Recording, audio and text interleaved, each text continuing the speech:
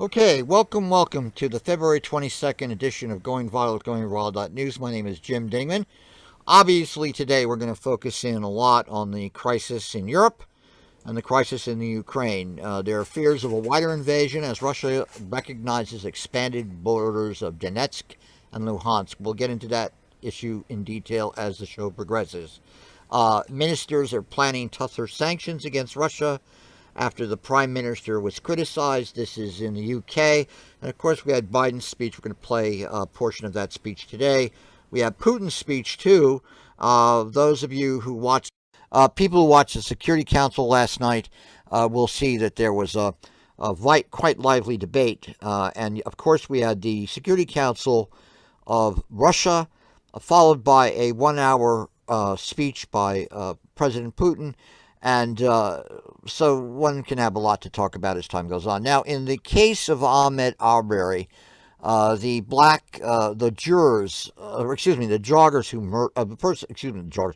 people who murdered him, Greg and Travis McMichael and William Rowdy Bryan, have been found guilty in the state of Georgia for hate crime bias. And that is a righteous decision. In other cases, the Supreme Court rejected completely Trump's request to block access to the January 6th records. So perhaps we'll see a little more movement in that area. In domestic rights cases, in LGBTQ cases, the U.S. Supreme Court is to hear a case today of a web designer out in the West who refused to serve same-sex couples. I think this was in the state of Utah. So that should be an interesting case as it comes up. In another aspect of culture wars and all that, Kyle Rittenhouse, who got off for shooting those folks over the summer, he's now launching an initiative and a lawsuit to sue Whoopi Goldberg and also the Young Turks for defaming him in the media coverage after the incident where he was indicted for shooting and killing one person and wounding several others. Now also, or actually two people he killed. Now, also in the case of the COVID crisis is still underway. On Hong Kong, the entire population of 7.5 million is to be tested for COVID in March. In the case of whoever figured that COVID would spread to the Solomon Islands in the Pacific. Well, it turns out that the COVID-19 has indeed spread to the Solomon Islands, and it's overwhelming the health system of the Solomon Islands. In the case of Germany, there's debates about the different kinds of treatments. There's hopes that this Noxovoxovid will basically help deal with COVID, vaccines, etc. And in the United States, there is a diminishment of cases, about 45%. There is a diminishment of people who are dying, about 19% less than last week. And roughly the amount of people vaccinated, it still is at about 65% of the whole population of the country. 80 to 90% of people over 65 are vaccinated. So again, we'll see what happens. Now let's turn to what is the top news story of the day, and that, of course, is what's going on in the Ukraine. Let me first start off with listening a little bit to the announcement that was made earlier today by the President of the United States. This is Joe Biden talking about, if I can pull this up, giving comments about what the latest example of American policy is. Let me just see if we can get that up on the screen. And he bizarrely asserted that these regions are no longer part of Ukraine and their sovereign territory. To put it simply, Russia just announced that it is carving out a big chunk of Ukraine. Last night, Putin authorized Russian forces to deploy into these regions.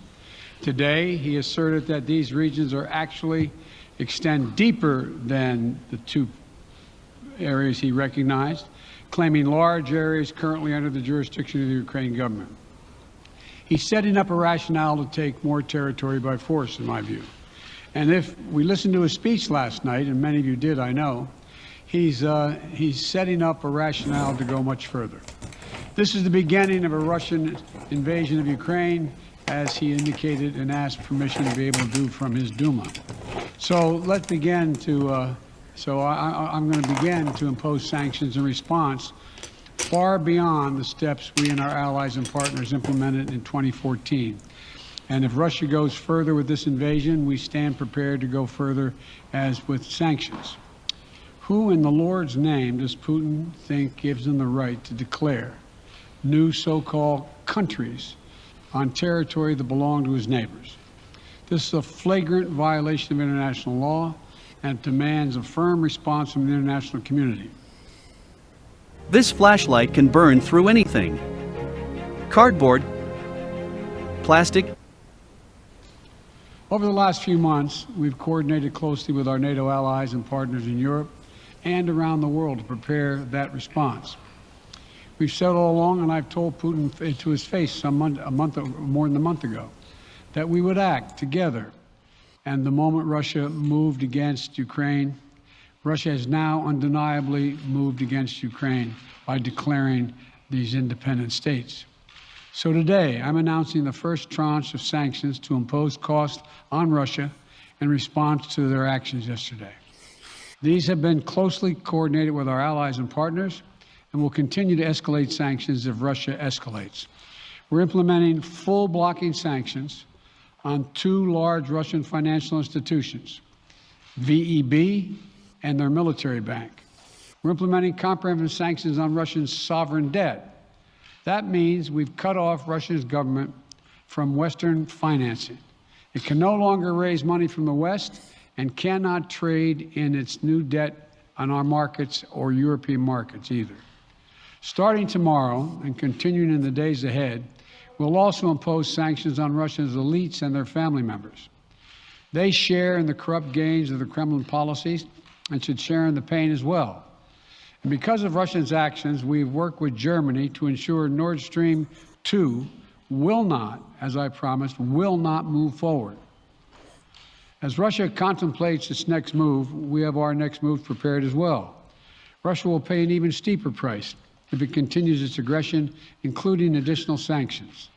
The United States will continue to provide defensive assistance to Ukraine in the meantime, and will continue to reinforce and reassure our NATO allies.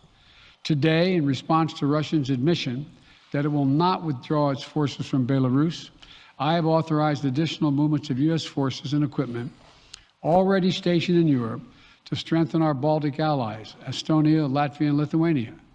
Let me be clear. These are totally defensive moves on our part. We have no intention of fighting Russia. We want to send an unmistakable message, though, that the United States, together with our allies, will defend every inch of NATO territory and abide by the commitments we made to NATO. We still believe that Russia is poised to go much further in launching a massive military attack against Ukraine.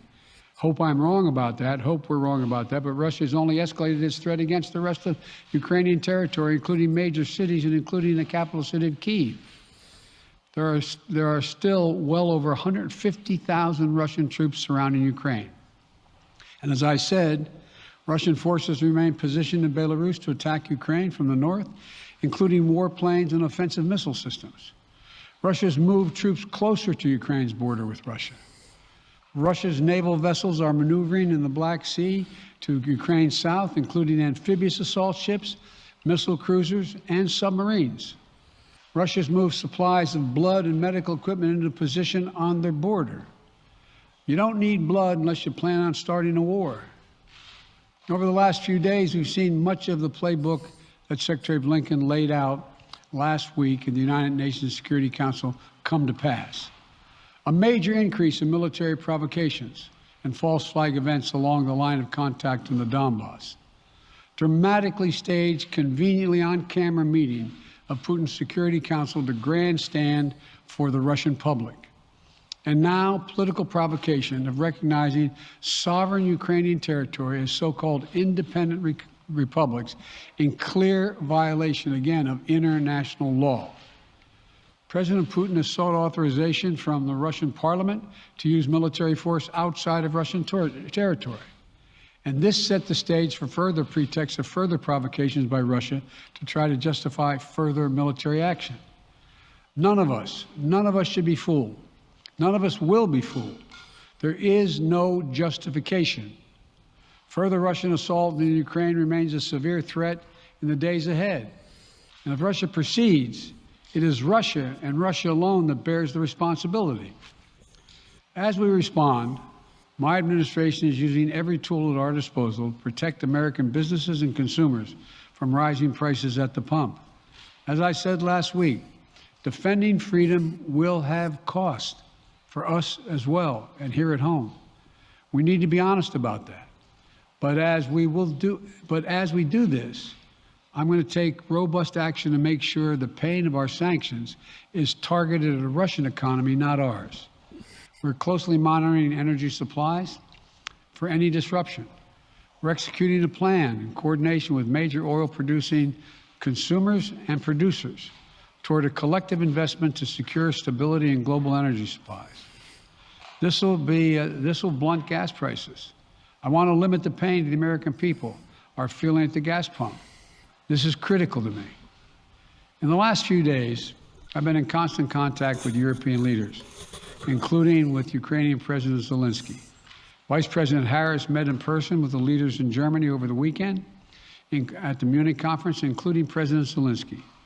At every step, we have shown the United States and our allies and partners are working in unison, which he hasn't been counting on, Mr. Putin. We're united in our support of Ukraine. We are united in our opposition to Russian aggression. And we're united in our resolve to defend our NATO alliance. And we're united in our understanding of the urgency and seriousness of the threat Russia is making to global peace and stability. Yesterday, the world heard clearly the full extent of Vladimir Putin's twisted rewrite of history, going back more than a century, as he waxed eloquently, noting that, well, I'm not going to go into it, but nothing in Putin's lengthy remarks indicate any interest in pursuing real dialogue on European security in the year 2022. He directly attacked Ukraine's right to exist. He indirectly threatened territory formerly held by Russia, including nations that today are thriving democracies and members of NATO. He explicitly threatened war unless his extreme demands were met. And there is no question that Russia is the aggressor. So we're clear-eyed about the challenges we're facing. Nonetheless, there is still time to avert the worst-case scenario that will bring untold suffering to millions of people if they move as suggested. The United States and our allies and partners remain open to diplomacy if it is serious. When all is said and done, we're going to judge Russia by its actions, not its words. And whatever Russia does next, we're ready to respond with unity, clarity, and conviction. We'll probably have more to say about this as it moves on. I'm hoping diplomacy is still available. Thank you all very much. All right, so that was President Biden earlier today, and you're listening to Going Viral at GoingViral.news. My name is Jim Dingeman. I'm going to follow this with another piece. This was from the NewsHour earlier today. This was a piece discussing what has occurred in the whole situation vis-a-vis the sanctions that have been imposed by the United States. So let's hear what this is all about. This is from the NewsHour tonight. This is an analysis of the effect of the sanctions and the aftermath of all this. The impact of these new sanctions, as well as the broader U.S. and European response to Russia's moves. Nick Schifrin is back with two views. Judy, thank you. For additional perspective, we turn to Stephen Hadley, National Security Advisor during the George W. Bush administration, and Andrew Weiss, who served in the George H.W. Bush and Clinton administrations on the National Security Council staff and the State Department's policies planning staff. Welcome both of you back to the NewsHour. So we just heard from the Deputy Treasury Secretary, Andrew Weiss. Let me start with you. Do these Russian banks have exposure to the U.S. financial system? And does targeting Russian oligarchs and Russian sovereign debt have any impact? Well, let's talk about what Vladimir Putin uses to fund his economy. He sells raw materials on global markets for dollars. So every day Russia sells 4 million barrels of oil Oil right now is fluctuating around $100 a barrel. That is a remarkable cash flow that Putin is able to harness for whatever purpose. And money is always fungible. Since the crisis in 2014, the Russian economy, broadly speaking, has taken the reliance it once had on foreign capital markets and basically tossed it aside. So the Russian economy today is increasingly cut off from the global economy and far less dependent on Western capital markets to fund itself. It is clear that putting sanctions on well-connected people in the Russian economy is annoying and frustrating to them. But remember, there are very hawkish figures around Vladimir Putin who actually benefit. The less Russia is globalized, the less it's connected, that gives them more control. And so if you think about who's sitting in the war room right now with Vladimir Putin, it's not people who are thinking about their 401k accounts. Steve Hadley, let me get you to respond to not only the U.S. Announcements of sanctions today, but the German, the British, and the German announcements largely coming at the same time. Well, I think it's a good step. I'm afraid my own view is that it's not going to be enough to deter Vladimir Putin. He didn't bring over 150,000 troops to the border of Ukraine to settle for putting peacekeepers in these two breakaway provinces, if you will. And I think how it's going to unfold is something like this. He has said he's recognized an area that is broader than just the territory occupied by his proxy forces, but it includes territory occupied by Ukrainian forces. And I think it could go in two ways. Russia either tells the Ukrainians to get out of that territory, or protected by Russian peacekeepers, Russian proxies, move on the Ukrainian forces. And at that point, Ukraine will have to either back down or choose to fight. And if it chooses to fight, that would be an excuse that Putin could use to move these 150,000 plus forces into Ukraine. That's the scenario I worry about. And I don't think the sanctions today, regrettably, will deter him from doing so. So Andrew Weiss, let me ask you about those scenarios in a minute, but let me just ask you first about Germany. How significant is it that Germany pulled, frankly, one of the most significant cards it has, which is to essentially cancel the Nord Stream 2 pipeline, the German-Russian pipeline that was suspended but still could have gone forward had they not made that announcement today? I think the Western world really owes German Chancellor Schröder a debt for taking this move today. And it's really the most important move of all the sanctions that were announced. It's good to see Western governments, including the White House, moving swiftly and responding to the outrageous things that Vladimir Putin said and did yesterday. So all of that's welcome. They showed that they can move quickly. And clearly, we're only seeing a down payment on a sanctions package that, as the crisis gets worse, is going to get broader and more far-reaching. So the administration is looking to the Germans to basically make sure that the European Union comes in alongside the United States. The United States sanctions, I think, will be more far-reaching and more significant than what European partners are prepared to do. But particularly when it comes to Vladimir Putin's sense that the Germans are the soft spot, I think that's been dispelled today by what the Germans have done by basically putting this pipeline project on indefinite suspension.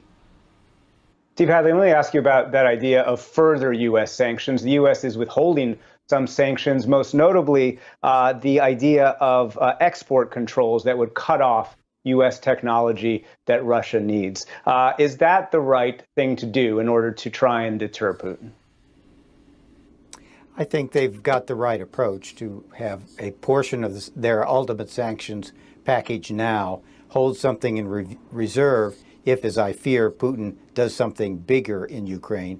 I think the other thing, though, they need to think about, and I'm sure are thinking about, of whether they should do further reinforcements of our NATO allies that now find themselves on the front line with Russia.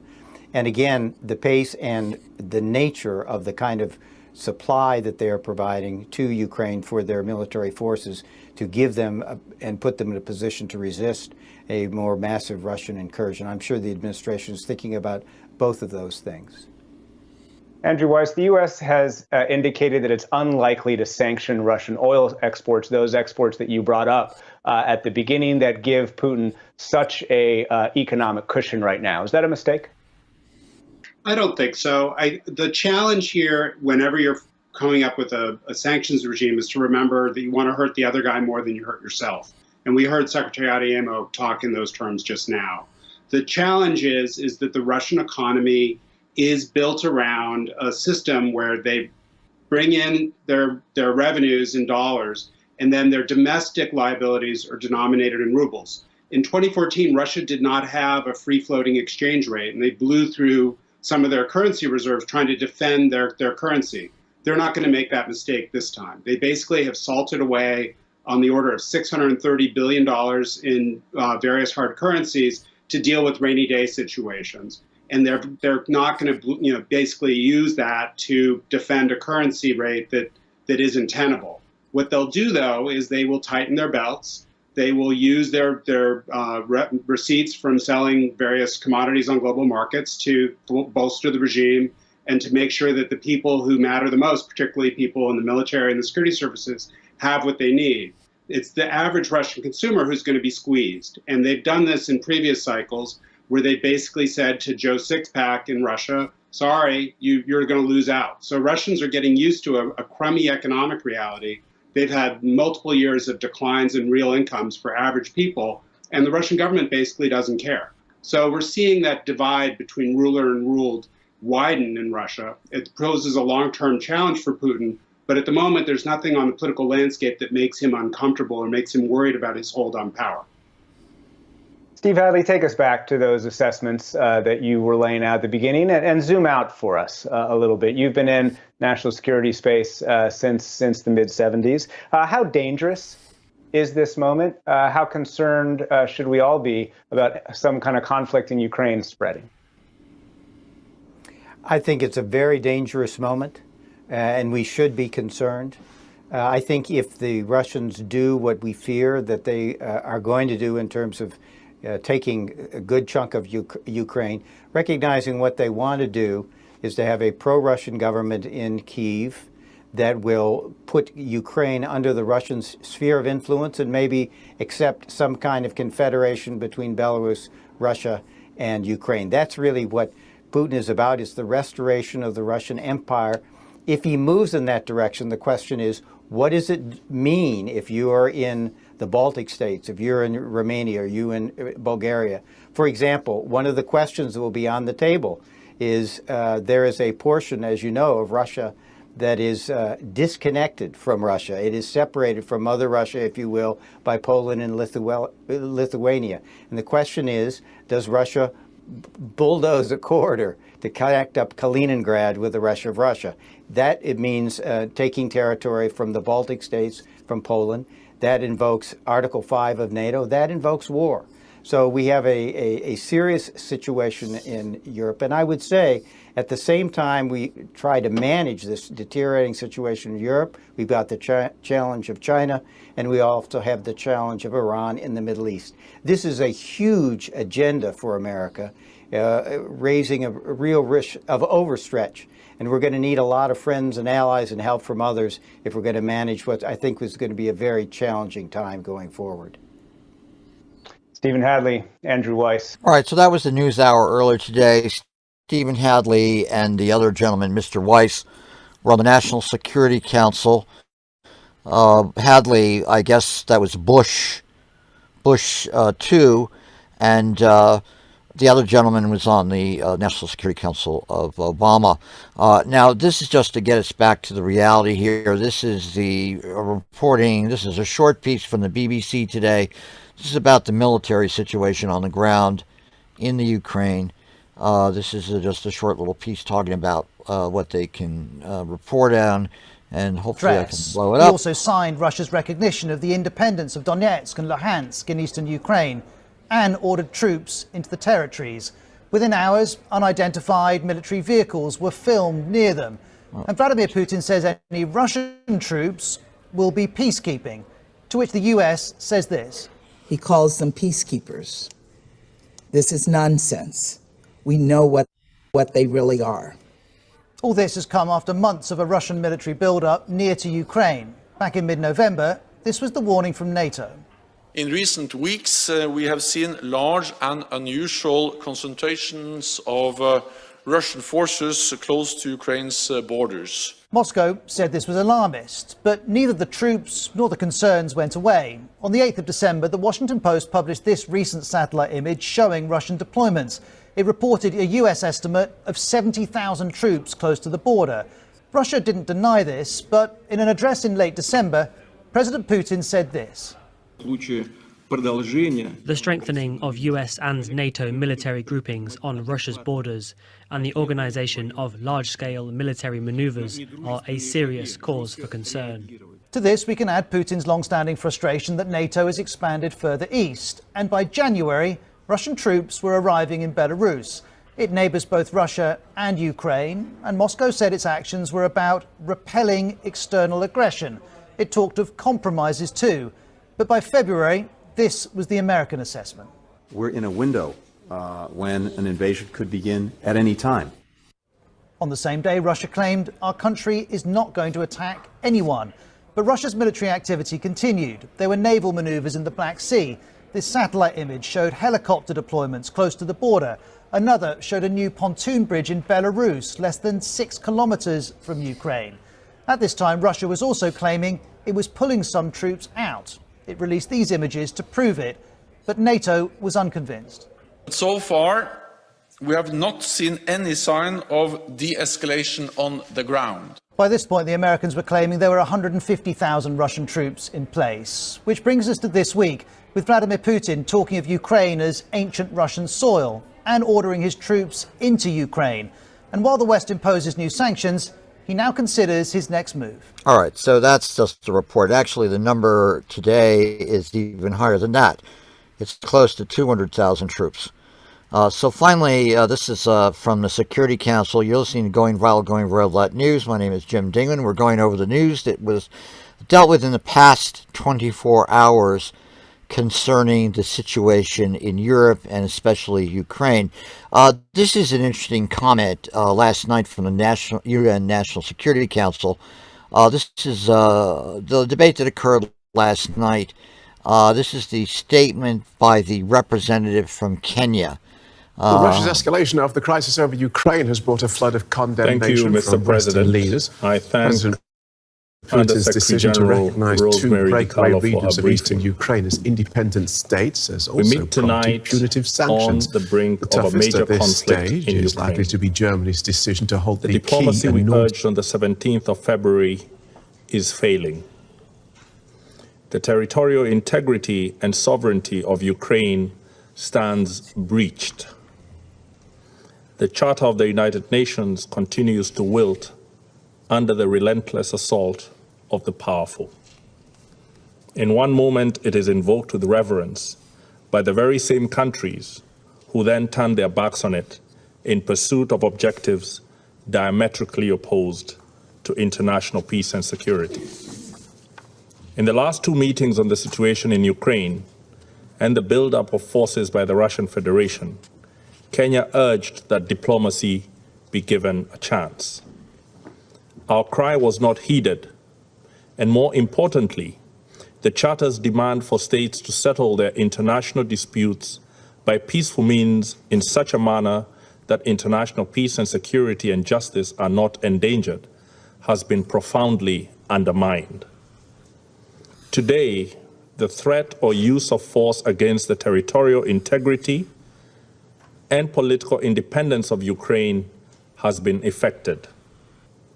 Kenya is gravely concerned by the announcement made by the Russian Federation to recognize Donetsk and Luhansk regions of Ukraine as independent states. In our considered view, this action and announcement breaches the territorial integrity of Ukraine. We do not deny that there may be serious security concerns in these regions, but they cannot justify today's recognition of these regions as independent states, not when there are multiple diplomatic tracks available and underway that have the ability to offer peaceful solutions. Mr. President, this situation echoes our history. Kenya and almost every African country was birthed by the ending of empire. Our borders were not of our own drawing. They were drawn in the distant colonial metropoles of London, Paris, and Lisbon, with no regard for the ancient nations that they cleaved apart. Today, across the border of every single African country live our countrymen with whom we share deep historical, cultural, and linguistic bonds. At independence, had we chosen to pursue states on the basis of ethnic, racial, or religious homogeneity, we would still be waging bloody wars these many decades later. Instead, we agreed that we would settle for the borders that we inherited, but we would still pursue continental political, economic, and legal integration. Rather than form nations that looked ever backwards into history with a dangerous nostalgia, we chose to look forward to a greatness none of our many nations and peoples had ever known. We chose to follow the rules of the Organization of African Unity and the United Nations Charter, not because our borders satisfied us, but because we wanted something greater, forged in peace. We believe that all states formed from empires that have collapsed or retreated have many peoples in them yearning for integration with peoples in neighboring states. This is normal and understandable. After all, who does not want to be joined to their brethren and to make common purpose with them? However, Kenya rejects such a yearning from being pursued by force. We must complete our recovery from the embers of dead empires in a way that does not plunge us back into new forms of domination and oppression. All right, so that is the UN ambassador to Kenya talking yesterday, early this morning about what's going on. So let's bring on some opinions about this. Frank, what is your opinion about what's going on here? You need to unmute. Frank. Well, let me just address the UN Security Council meeting. That was I watched that. Now, yes, Gabon and Kenya are on the same sheet as UK and the US and Ireland. Ireland was also eloquent. Obviously, Ukraine was the one who brought this together.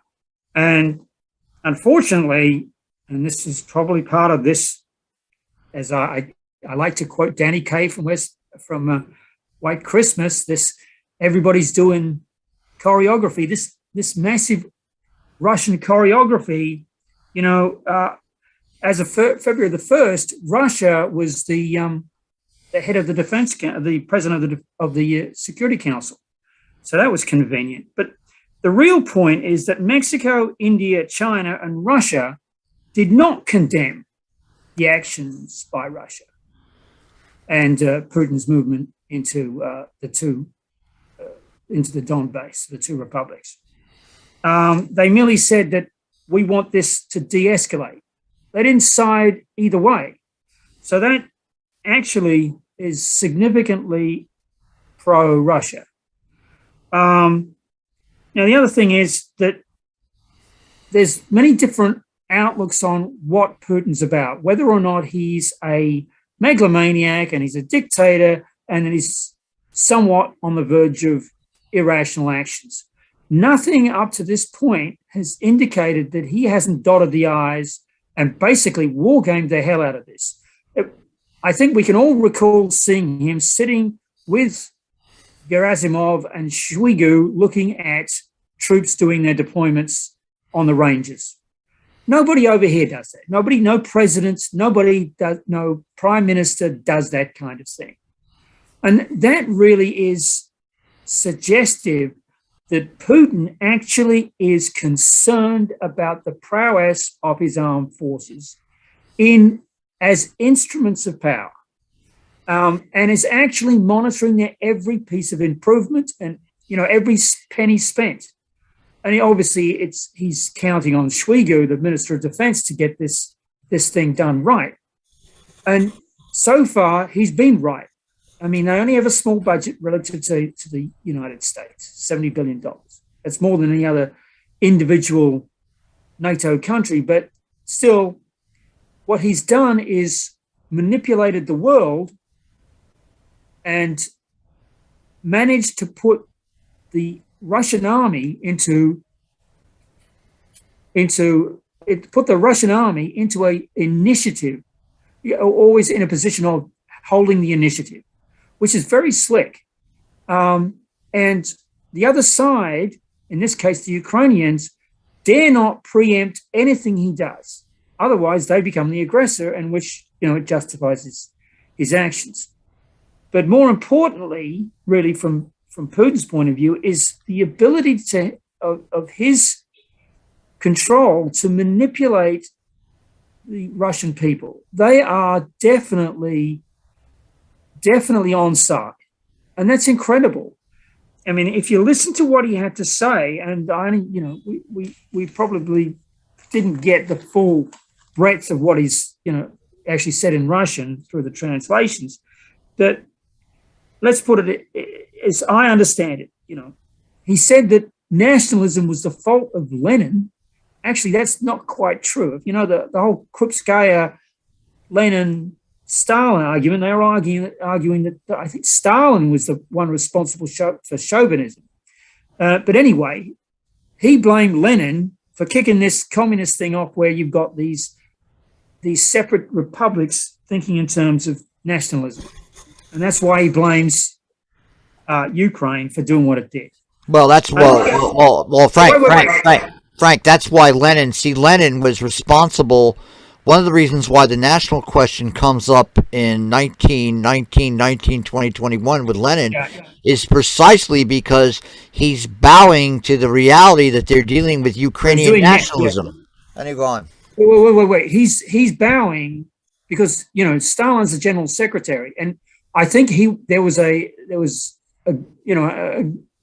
definitely differences between the two at that point. Okay. And then he gets nailed. And then he goes into vegetable state, and then he's useless. But I'm just merely getting from what Putin was saying. But more importantly, from today's point of view, he painted a picture of Ukraine as being on the verge of, if they felt like it, putting a weapon of mass destruction together. Now, bear in mind that they gave up all the missiles, but more as importantly, they gave up 60 strategic bombers. That's the Blackfires and Blackjacks. That's massive. They gave up, so that they were scrapped, and 8 of them the Ukrainians gave back to the Russians, which they'll regret. Okay, and then of course he used the Azov argument, which I'm sure Alex will use, and that they're all Nazis. They're all Nazis, and it's a Nazi state, and basically they're responsible for genocide. And not only that, he said that their industries are, basically bankrupt. And that is the picture he painted to the Russian people. This is incredible. Now, at the moment, we've got supposedly this coalition of the willing to stand up to him with these sanctions that are obviously not that strong. They've catered for this. They've inoculated themselves. That's the word they're using. Inoculated themselves against this. Medvedev says, okay, bring it on. Watch what's going to happen to you. He's talking about Europe. When the price of oil is going to get jacked up. See how you like it. So they've figured this out. And as the guy pointed out, they've got $640 billion in sovereign funds. So, and a good portion of that's in gold. So, that's back in 2014, 40% of that was in dollars. Now it's down to 16%. So they can handle it, it seems. Okay. And, what is about to happen in the 2 oblasts of Luhansk and Donetsk is a choreographed military buildup. This is not, people like to think that he's doing something extemporaneously. It's off the top of his head. This has been planned so far in advance, it's not funny. So what's going to happen is there's a buildup going on. But Ukraine cannot preempt it. They can't go in there while they're in their assembly areas and mess with them, because if they do, they'll be the aggressor, which is, again, he holds the initiative. What's probably going on is that there's going to be a progressive build-up by Thursday, such that they're ready to jump off around about Thursday. But how they do it is not the way that's explained by these generals we see, Hertling and Clark and the rest of them. They're not going to go over the line of contact and get waxed. They're not going to do that. They're going to, I think, they're going to use drone swarms, UAVs, maybe even unmanned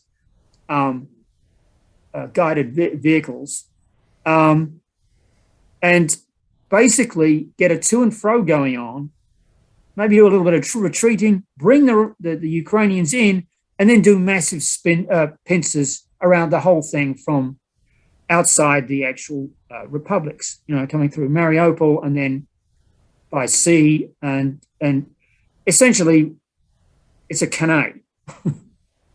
And they know this, that it's a chess game, and this is not, they're responding to sanctions. Sanctions at this point are meaningless to them.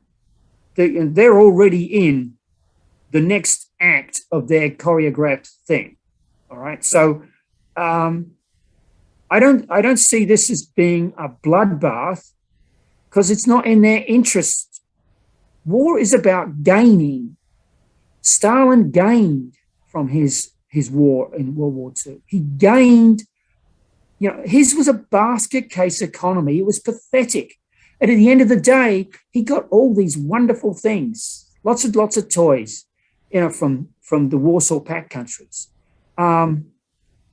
Brilliant for defense as well as industry, which he either let stay there or just ripped it up and took it back to the Urals.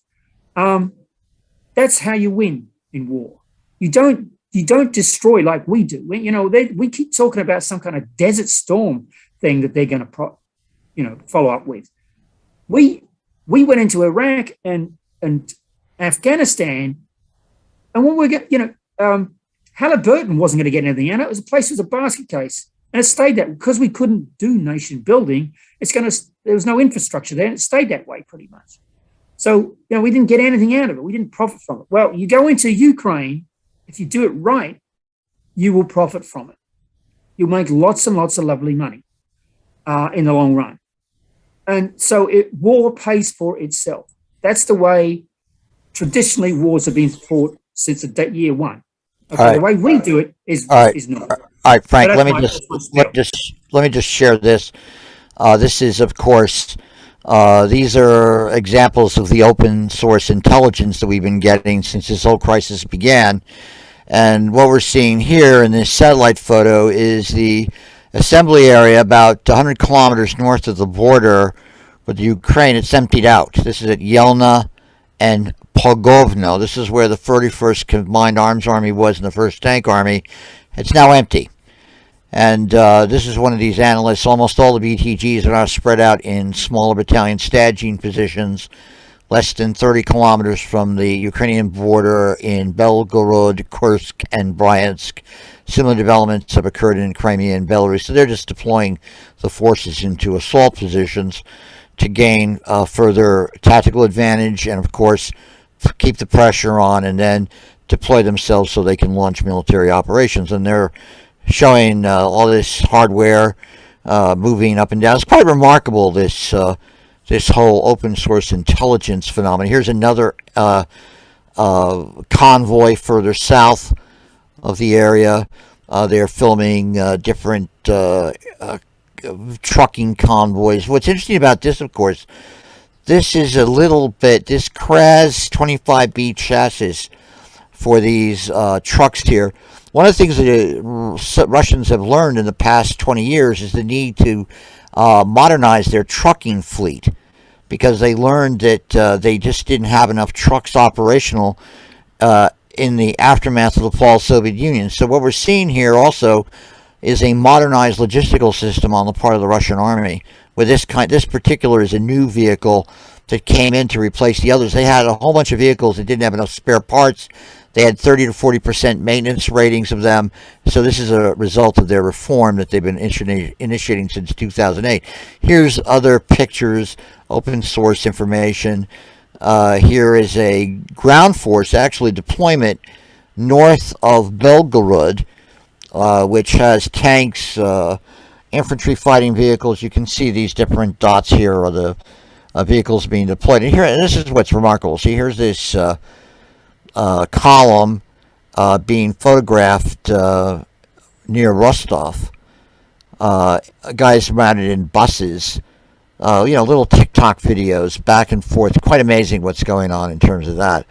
But let me just stop here. This is, of course, Robert Lee.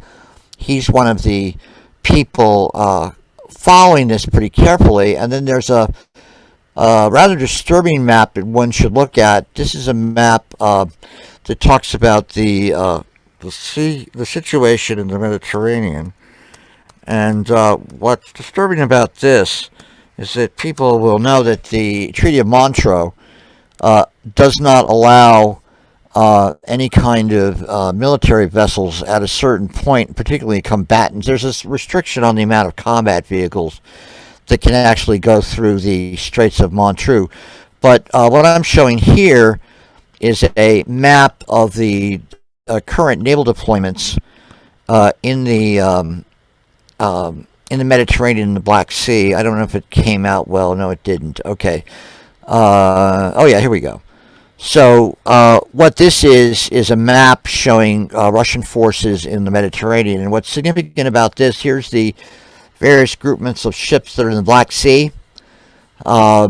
As you can see, various task forces. This is the surface. This is the group blockading Odessa. But what's very significant is these different groups here in the Mediterranean, the A group, the B group, submarine forces being supported by aircraft in Syria. And what they're basically doing is trailing the 3 NATO carriers in the Mediterranean, and they're, of course, poised to sink them if general hostilities break out. So, Ken, let's bring you in. What's your comments about all this going on? Way over my head. I just don't get it at all. All right. Except, I think I said this before the meeting here. Putin's in control. He's defining the game. He's defining the field. Everybody else is moving around. And he has the advantage of being a totalitarian unit, one person in control. He's got tight control. Everything else is all the other countries. He's not required to get cooperation from any other country.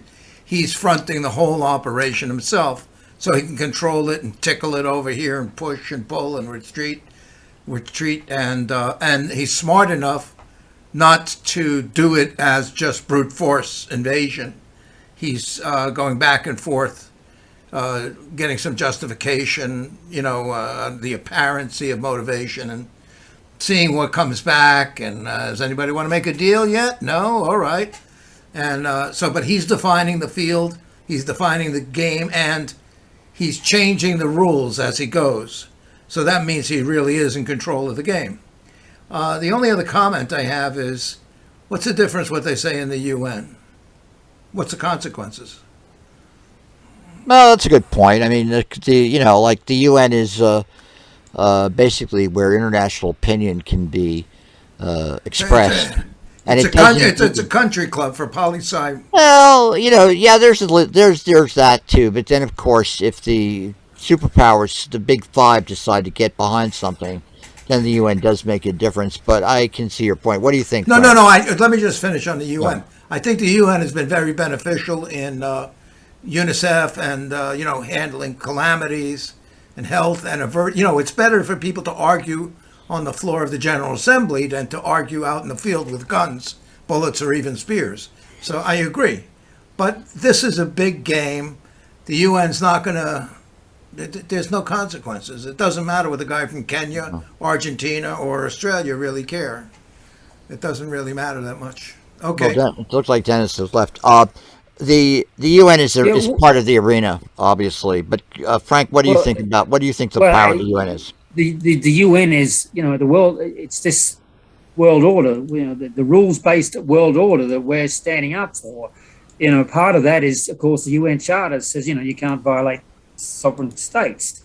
So that's what they're arguing from. But what was disturbing actually is not the fact that Kenya and Gabon, which Africans, the Africans were behind what the US was saying. It's the fact that China and India, and for some odd reason Mexico, did not condemn the action of Putin. They merely said, what's the best outcome is for everybody to just, shake hands and de-escalate.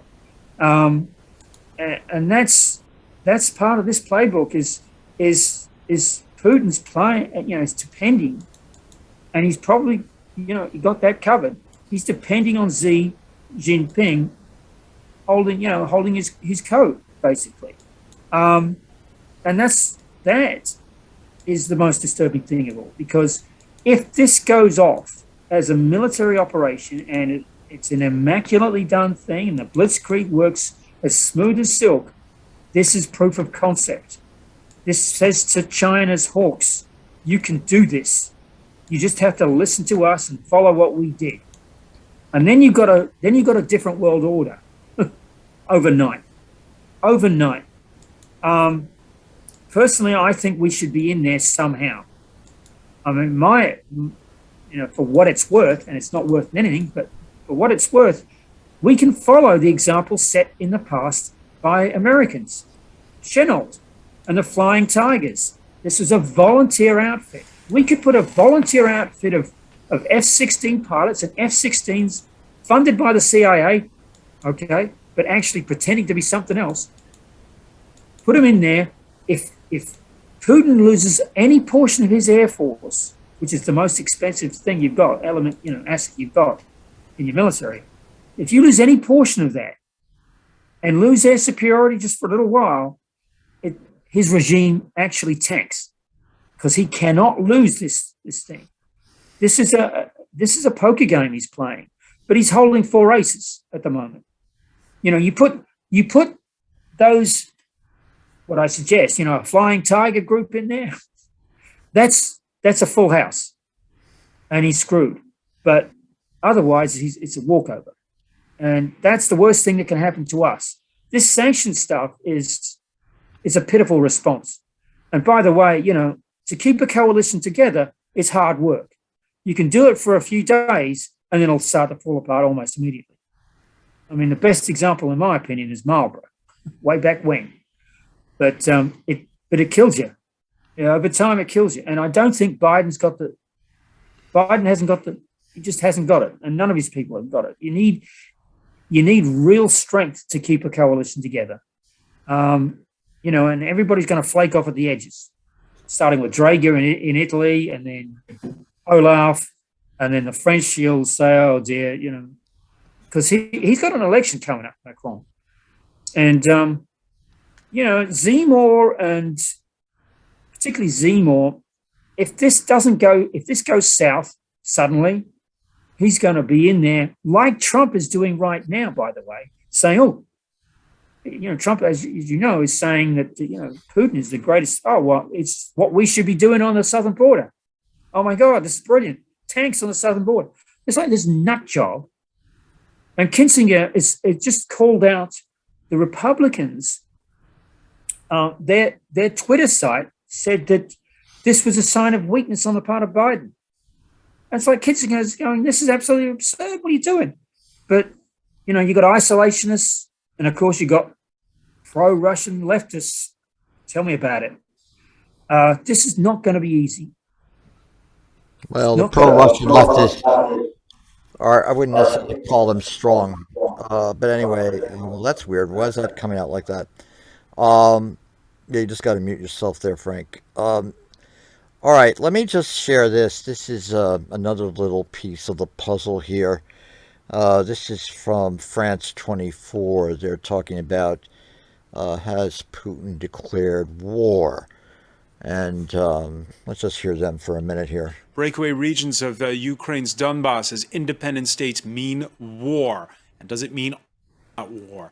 The sighting of armored vehicles in Donetsk, the sending of so-called peacekeepers certainly sounds ominous from the other side of the front line, particularly after Monday's speech where Putin claimed that another Vladimir, Lenin, gave away eastern Ukraine when he formed the Soviet Union. We'll ask about the present-day reality and the international community's response. How fast and how hard does the West ratchet up sanctions? At what cost to citizens on both sides? More broadly, how will this grab for the Donbass define the next chapter of the Putin presidency? Today in the France 24 debate, we're wondering if it's war in Europe. Joining us, French Member of Parliament Natalia Pouzireff of Emmanuel Macron's La République En Marche party. Thanks for being with us. Good evening. Thank you. Thanks as well to former French ambassador to Moscow, Jean de Glignesti, researcher at the French policy think tank IRIS. Welcome back to the show. Good evening. From Glasgow, Anton Barbashin, editorial director at political analysts Riddle Russia. Welcome. Thank you for having me. The France 24 debate where you can join the conversation, and you have on Facebook and Twitter, hashtag F24debate. Ukraine belongs to Russia, insisted Vladimir Putin on Monday. He followed it up on Tuesday, stating that the whole of the Donbass, not just the parts that are currently under separatist control, belong to Russia. This in a speech that at times sounded menacing. Everything that I said can change overnight if our partners continue to deploy arms and weapons in Ukraine. It is time to demilitarize modern Ukraine, because this is the main factor, the only factor that can be observed objectively and that we can control. Anton Barbashin, how do you interpret Putin's words this Tuesday? Well, essentially, this is war because Putin clearly made it clear that he recognizes territories currently controlled by Ukraine as belonging to the Donetsk and Lugansk People's Republics. And it is clear that Ukrainian forces will not leave those territories. It is clear Ukraine is not going to demilitarize. Thus, we are looking at a major war. We're looking at a major war. And why is he taking this all-in approach? It's a puzzle. I mean, there's no rational explanation to why he does what he does. He stated last night that he believes this is some historic mission that he's fulfilling, essentially, righting the wrongs of Bolsheviks, securing Russia and preventing a potential strike against Russia coming from the United States via Ukraine. Well, this is kind of a conspiracy theory, essentially, that he made state policy. Well, between the Donbass and Crimea is the strategic port city of Mariupol. Mariupol held by Ukrainian government forces. We can cross live now to speak with France 24 senior correspondent Catherine Norris-Trent, who is there. Catherine, if you listen to what you just heard from Anton, it sounds like you're in the way of those incoming forces.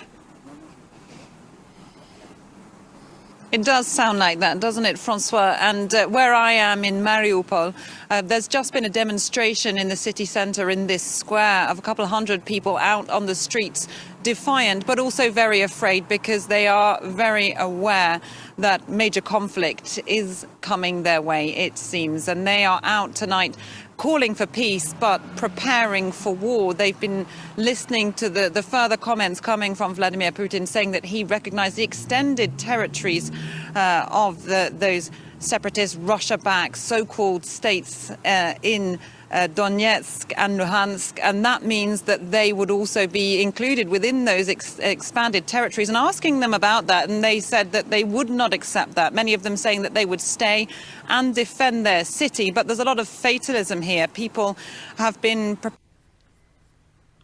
preparing for this for some time now, and the reality is hitting home for them. Some people through the city have been telling me that they are preparing to leave, that they're wondering about packing up their lives and heading away. Others saying that they are going to plan to stay because they have nowhere else to go and that this is their home, this is their city. Many of them adamant that they are Ukrainians, this is part of Ukraine, and they don't want this conflict. Several people saying that they feel that Vladimir Putin has become unhinged and crazy and that he needs to be stopped. Others, though, here in Mariupol, sympathetic with the Russian president and saying that they welcome, one lady telling me she welcomed the arrival of what she called Russian peacekeepers into the Donbass, saying she hoped it would stabilize the situation and put an end to the shelling that has been on and off for the past 8 years. And we've seen an uptick in that violence along the line of contact between that separatist-held territory and Ukrainian government-controlled territory. People here are tired of war. They've been living with this for a long time. Lots of them still have vivid memories and traumas of the war back in 2014 and 15, but they say they think very clearly that is heading once again for their city and their region. Stop. Let me go back a second on this and show that map. Now, this is, of course, the situation. This is the area that is currently under the control of the Luhansk People's Republic and the Donetsk People's Republic. And this is the line of contact along here on the border. And then if you look at the Minsk 1 and 2 accords, they extended about 15 to 20 kilometers from that line of contact on both sides of the border, areas where different kinds of weaponry could not be deployed, artillery pieces, rocket launchers, etc. Well, that's all gone out the door as a result of what happened yesterday. So the supporting arms that are currently employed here, they are probably going to increase dramatically as the Russian regular army, which is deployed in this area here. There were several armies going all the way out into this area here on opposite Mariupol, in staging areas and up here. But look at the size of the area that's left of Luhansk and Donetsk. That is where, according to the statements from yesterday and today, they want to gain control of this. So that's where the situation is going to get totally out of hand. But let me continue playing what she's saying. You're listening to Going Viral News, the February 22nd edition. We're dealing extensively with the situation in Ukraine. Very clearly that is heading once again for their city and their region. Catherine Norris-Trent, many thanks for that live update from Mariupol. Natalia Pouzirev, your reaction? Well, that's obvious, and the French President Emmanuel Macron said it. There's a breach of international agreements. I think that it's the same old trick. He's saying that he's going to provide some protection to the people of Donetsk and Luhansk, and by saying that, Putin means that he has the freedom to move his forces across the border. So really, it's we can be pessimistic about the turn it's gonna take regarding a possible, maybe not the invasion of whole Ukraine, but Russian forces moving into Ukraine. And I must say, I was very stricken by the fact that this weekend, Russia managed to organize the evacuation of some people in Donetsk and Luhansk. This means that I think the Russian troops were ready to move forward at that time, and they planned it over the weekend. But it's true that the last months, Putin has been sending mixed signals, but he's always moving his pawns, on the chessboard. Is this, you heard at the outset of the conversation, Jean de Glignasti, Anton Barbashin expresses his puzzlement at the motives of the Russian president. Is this the same Vladimir Putin who you knew when you were in post from 2009 to 2013? Well, when I was ambassador in Moscow, the president was Medvedev.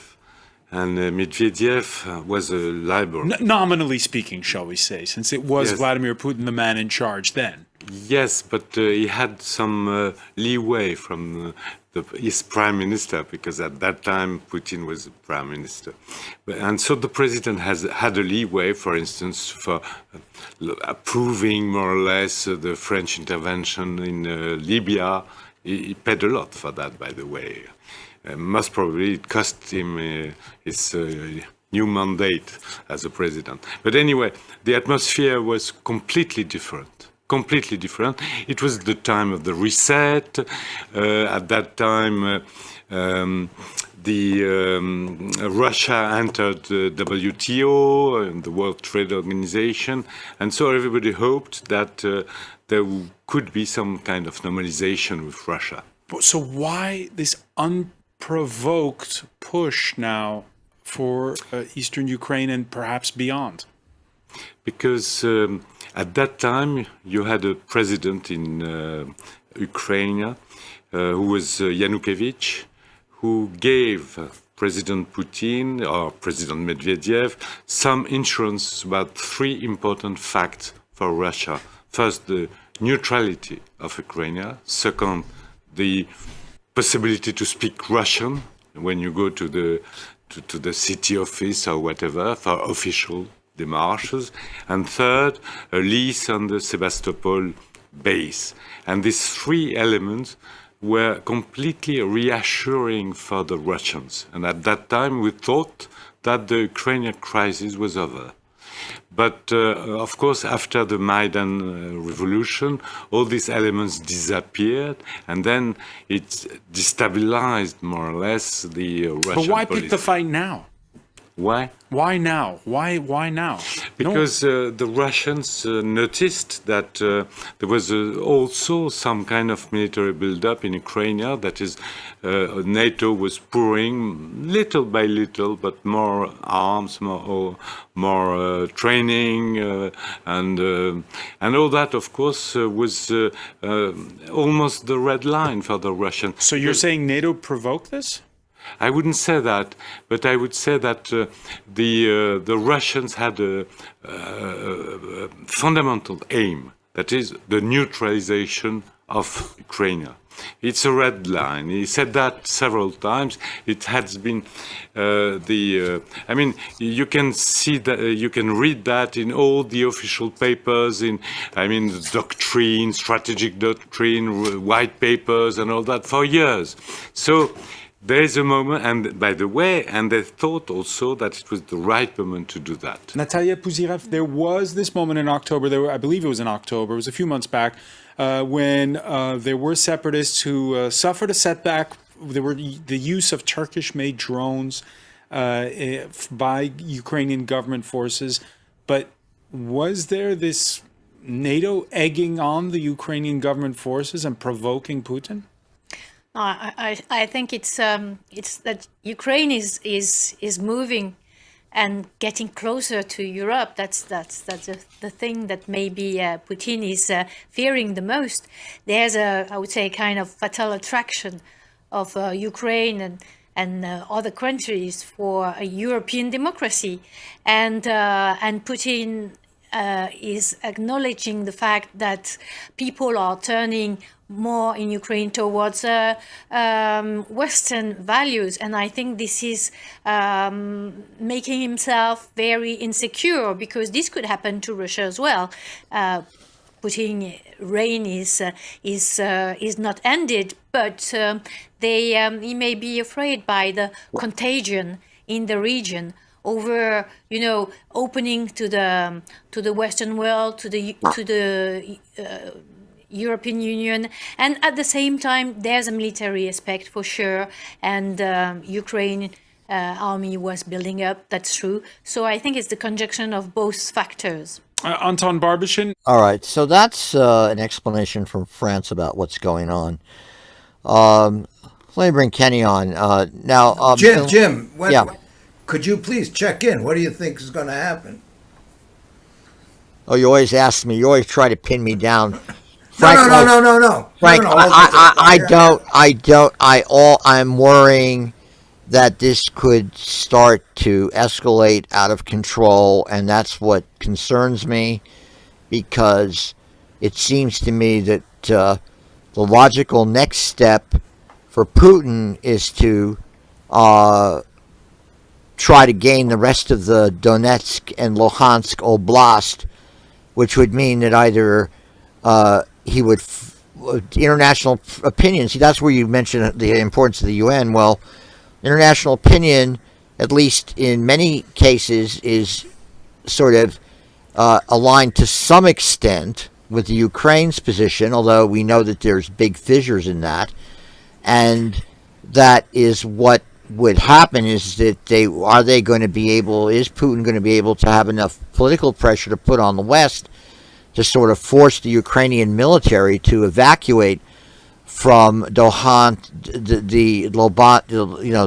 Luhansk and Donetsk Oblast, and basically retreat and surrender without a fight. And that's would probably lead to Zelensky's collapse, and the West is clearly, at this point, at least ostensibly, arguing that they're not going to do that. Now, the problem that Frank raises is, yes, of course, it's not World War II. It's not before Pearl Harbor. You can't sort of create a flying tiger unit and then send it off and actually have it be fighting against the Russian Air Force, and then not have it be known that it's probably a rather overtly sponsored force from the West or the United States. I mean, you're dealing in a world where people have nuclear weapons. And I guess part of where we disagree is, okay, what this gets down to is, what's the deterrence of nuclear weapons? What's the deterrence of mutually assured destruction, which has been the basis of American strategic thinking since the end of World War II?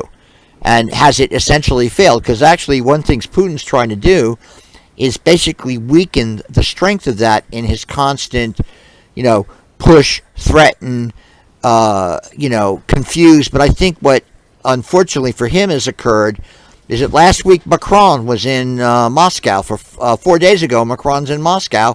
And then literally several days later, they're announcing that they're going to annex those two areas into their country. And by the way, they're going to expand the geographical reach of those two republics. And by the way, they're going to even hint in their speeches that they're going to roll back NATO to 97. So that's certainly one hell of a switch from just a few days ago, wanting to negotiate.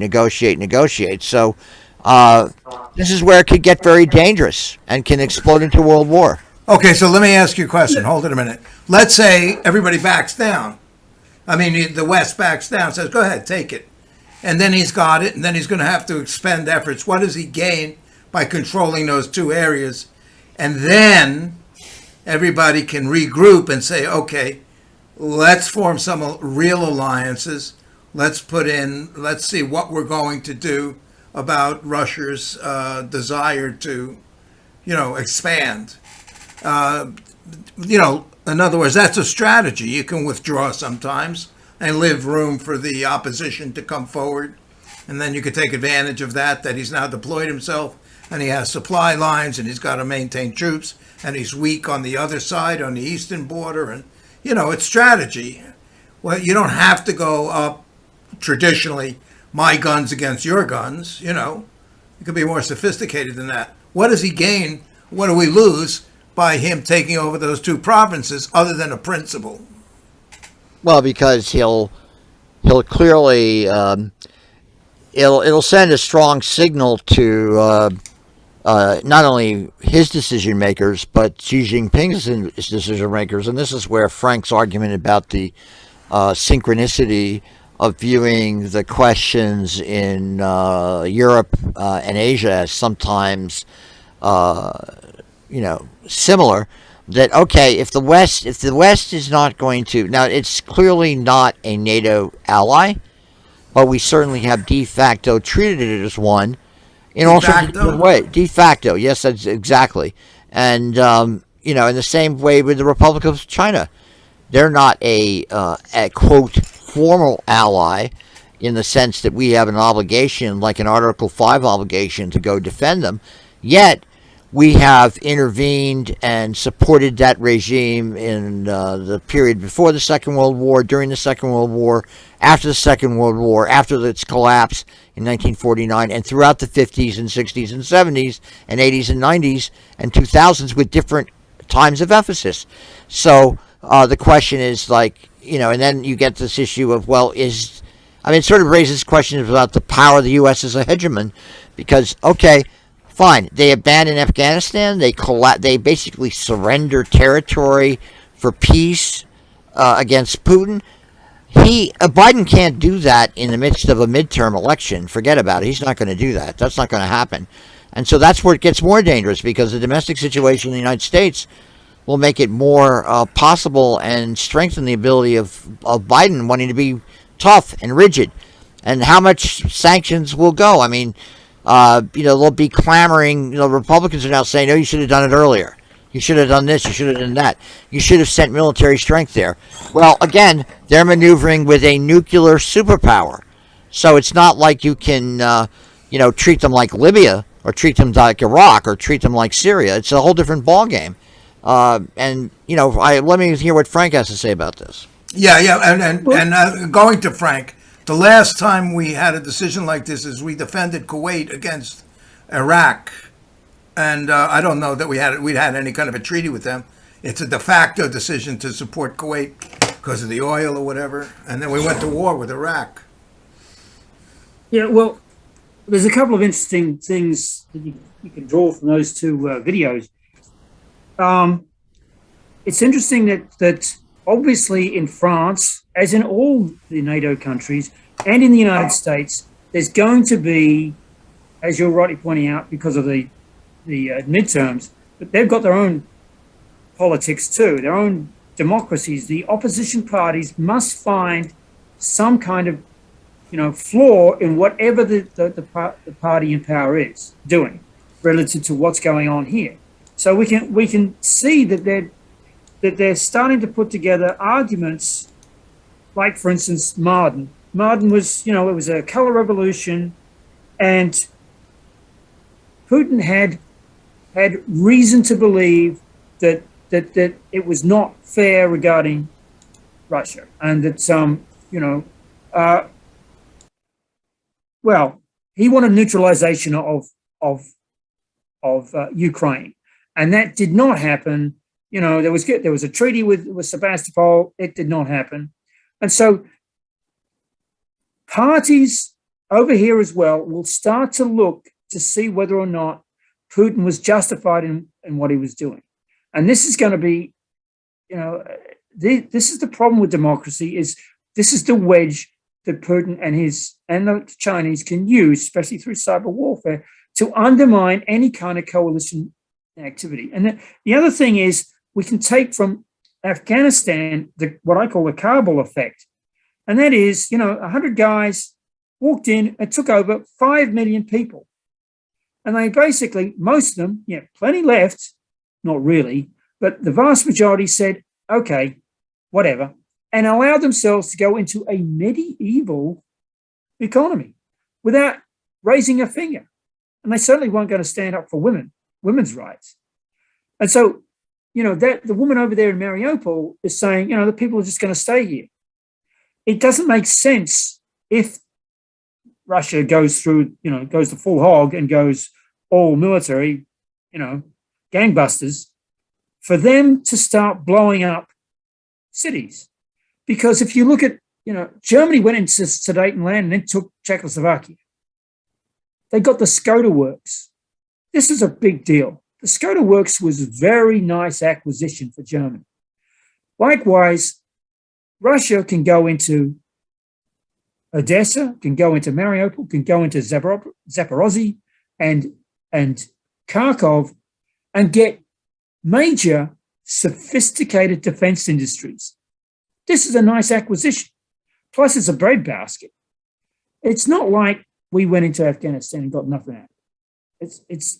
They can actually prove that this was all worthwhile. And And as I keep saying, obviously this argument about the flying tigers is BS, because it ain't going to happen. There's just no way. But that's the only example from American history I can think of that you can bring up and say, let's copycat that. That's not going to happen. So what we're left with is nothing at all other than sanctions. And if this is a smooth operation, if they take the rest of the oblasts without much serious conflict, mainly because the other side, it's a chess game. This they've thought through, so they've war gamed it to the nth degree. So if they do it right, essentially the Ukrainian army is going to be completely compromised in these oblasts. And then, just like it happened in 2014, you've got these encirclements all over the place, and it's pathetic. It can easily happen. They've got these Su-25s, which are like the A-10s. These guys have got 6,000 sorties under their belt in Syria. These guys are good. I mean, I'll talk about the Russians. So it's going to be essentially a meticulously done thing. I can't see us coming away with anything, with any ability to hold our head up, and that's very important. And it's going to be such a loss of face for the United States if this thing is done, as I call it, immaculately. Especially because you got the midterms coming up, but this not only applies to Biden and the Democrats, it applies to everybody in power at the moment in NATO, in these democracies. Each one of them is going to be undermined by what happens here, and Putin knows it. I'm not saying he's a genius, but they've been plotting this thing. It's choreographed from years on back. This thing it's so anal retentive, it's not funny. And if you compare with our military response to Afghanistan, which was like thrown together in half an hour, basically dictated by the State Department, it's so childlike in comparison. It's just not funny. I mean, it's just not funny. So, that's my take. All right. Let me ask a question of Frank. Is that because the CIA and the Pentagon has been going woke, being concerned about social issues instead of planning alternatives to potential threats and scenarios? I mean, that's the job of the Pentagon, I think, and the War College is to come up and say, well, what if, Russia attacks over the Antarctica? What if Argentina decides to take over South America? What do we do? You have to look at these alternatives, and they should have been prepared for Afghanistan, and they should have been prepared because it was obvious. Like if you keep poking, and it was known that Russia was irritated by the expanse of NATO. So it should have been a scenario that was addressed. And forgetting about Biden, he's just in the armchair reading a teleprompter. But there's somebody up there making decisions or not making decisions. And where is the CIA and the Pentagon and whoever else is supposed to be planning like a new American century or something, some kind of a plan? Well, that's the problem is, obviously, that we have to respond. We are reactive. We cannot, we put contingency plans for what is essentially simple stuff. Nobody in a staff, in the CIA or anywhere, can say they're going to do this long-term thing. We need to do a contingency plan for that. Well, the response to that is, well, how do you know? It's like, how do you know? Why are we going to devote these resources for this kind of hypothetical bullshit that you just come up with? Well, the difference is, of course, that the other side is able to think in terms offensively and with long-term objectives and plan in detail. You can't do that on the other side of the fence because you're not for aggrandizement. They are. So you're just waiting for them to do something. It's like the Maginot Line. We got a Maginot Line in the wrong place. Okay. It's one of those. The other side's, because they're the ones going to be on the offense. They've always got the initiative, so they get to decide where and when. And not only that, once they've done the where and when, they can plan it. And if there's no time limit, other than the longevity of Xi Jinping and Putin, both of them, are approaching 70 years old. It's like 77, right? That's your limit. Well, they've reached that. So they're going to make the difference now if they're going to do anything. And you got to, and the other point is that Russia's got a legacy army. Its army is based on Soviet crap, and they just keep modifying and modifying, and eventually it's going to be obsolete. So that's going to run out of time. They're running out of time in that respect. China, on the other hand, is on the up and up. I mean, they're peer to peer, and if we're flummoxed now, if we're like, I don't know what to do next, when the Chinese get into the fray, it's going to be sad. So I really don't know what the answer is at this point. Well, that's why I'm saying it would be like in a boxing match, and somebody says, "Well, you can." It's okay. Sit down. Don't go out for round 4. Just come back for round 5. In other words, we're not obligated. We can't police the whole world, and with having problems or whatever the problems are, and domestic problems and so forth. But there's terrible situations all over the world, far worse, at least 50 or 80% worse than anything going on in the Ukraine, and we can't just cover every avenue of every injustice or calamity or abuse or conquest going on. So I'm just saying, okay, go ahead. And then there's all of Europe. There's 20 countries in alliance that have issues with what's happening with Russia going into the Ukraine, all the way over there. Isn't that enough people to pay attention and deal with it? Yeah, but the point is, though, that they're gunning for the United States' hegemonic position. That's what they're gunning for. This is not about just taking Ukraine. We are the ultimate target, and this is a long-term goal. Well, not that long-term. I mean, by the end of 2030, things should be completely changed. And if what they're doing pans out, if this doesn't work for Putin, which I hope it doesn't. I mean, if the Ukrainian army does better than expected or things fall apart, then okay, we're safe for a bit. But if it works nicely, that is the impetus for China's hawks, Xi Jinping, to go the whole 9 yards with Taiwan, and maybe even support North Korea and doing something in South Korea. There's many things that can happen, and each one of them is it's a calamity. It's a stab in what we understand as being the world, the world order that we've created. So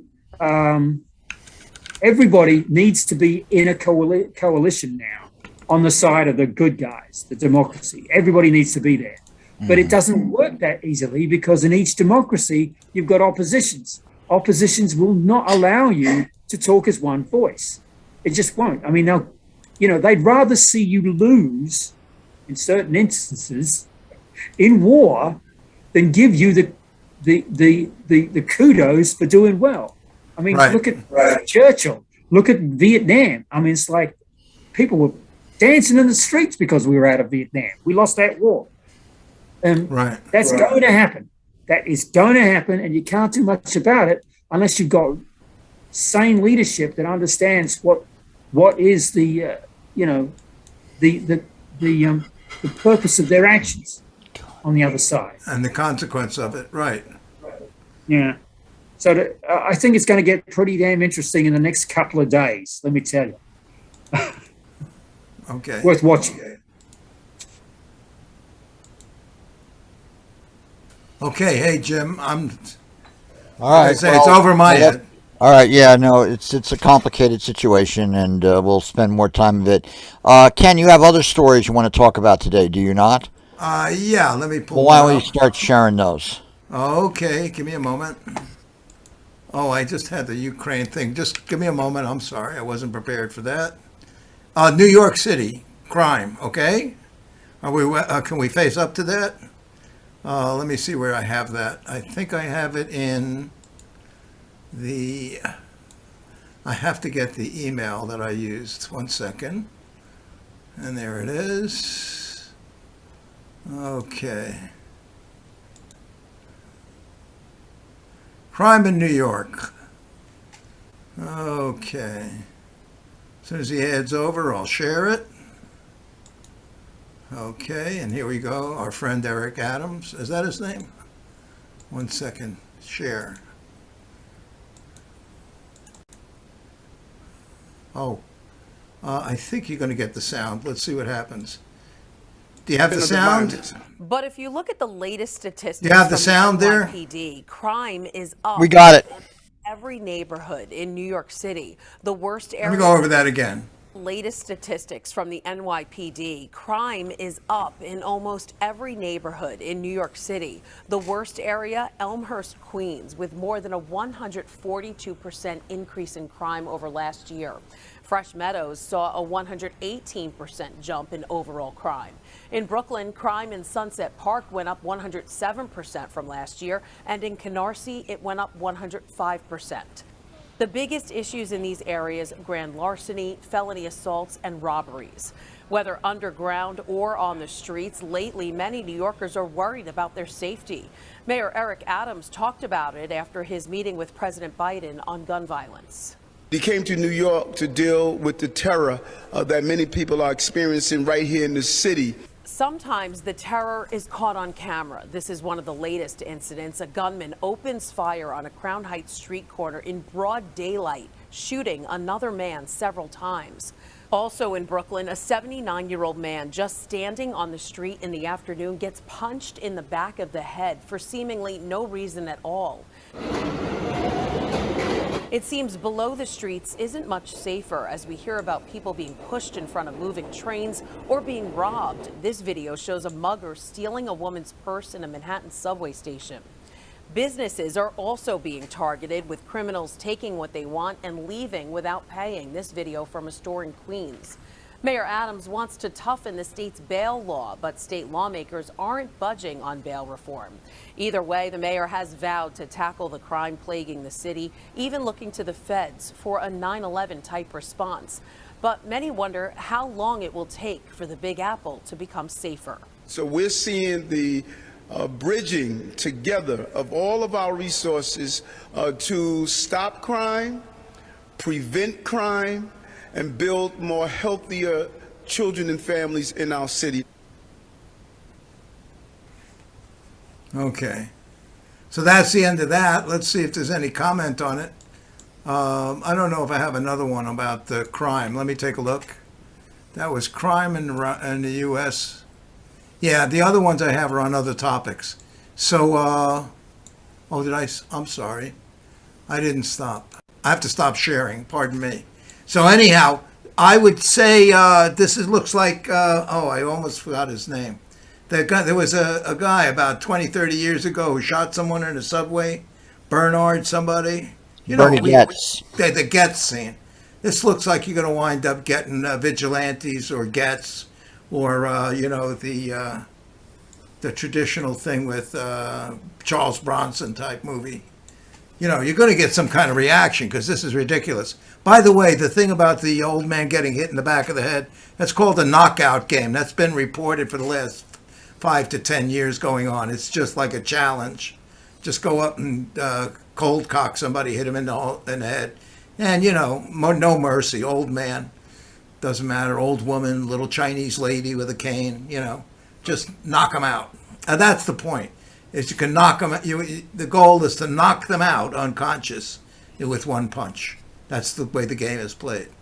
And but anyhow, so that going off, it's like it may not be that significant in terms of overall numbers of citizens, but it is significant in that it only takes one arsonist to really upset an entire civilization. If one person goes around lighting cars on fire or throwing Molotov cocktails through windows, it doesn't take a lot of disruptive, unpredictable, unpredictive violence to upset a society and cause everything to get locked down, everything to get, military. So, so it's got to be taken more seriously, and I think than the current administration is taking it in New York. What do you think? You guys are living there. I'm not there. I'm over here. What we got to watch out for is, forest fires and earthquakes. Jim, what do you think? Well, why don't you let Frank? Are you in New York, Frank? Let Frank respond first. Sure. Frank, do you live in New York? Yeah, I'm in New York. Well, let me just ask you: do you feel a personal infringement on your, your habits, like when you go out at night or when you're walking around the city, that you got to look over your shoulder? Well, anybody who's lived in New York has, Jim, or I've lived in here since '77. So yeah, that's part and parcel of walking around. Is you've got to be aware. I think it's just, I really don't know what can be done other than the fact that you've got a COVID syndrome sort of deal where there's a lot of frustration, especially with the young. The education system is up in the air. It's up in the air. There's no guiding light, I don't think. It's difficult to say where that should go, and I'm not going to get into charter schools and that. But there seems to be the only way you can show off your ego is by doing something like you just mentioned. You get some kind of kick out of it. Obviously, there's a hell of a lot more to it than that. Yeah, it's a difficult subject, and most New Yorkers are cognizant of the dangers out there. But that's the trick. If you're trying to do mayhem, is to outwit the people who are trying to be situationally aware. I think there is. I don't know if Adams is the guy to be able to rectify any kind of problems out there. Well, he certainly had the resume. He has the resume, right? Does he? This is supposed to be a haven for the rest of the world to come to. But I'm looking at it, I guess, from a capitalist point of view. If it makes money, then it percolates down, maybe, or not, and especially to the police force. But if it's, I have no real solution to this because there are so many counter arguments that I would consider from the left that basically nullifies anything that you can do. But if you look at demographic changes that are going on, they have to be faced by everybody. The Republican Party needs to face the fact that this is a new situation and it's going to be the same thing going forward. And so you've got to cater to that. You can't be stupid and racist and what have you. You can't be. And once that becomes, part and parcel of everybody's party platform, particularly the Republicans, then you can maybe find a solution. But at the moment, you've got a lot of people trying to buck the system who are anti-authoritarian, anti-establishment, and will do absolutely anything not to abide by what is considered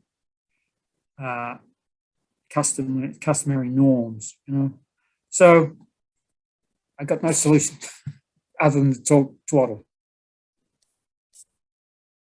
I just want to follow up with Frank and ask another question.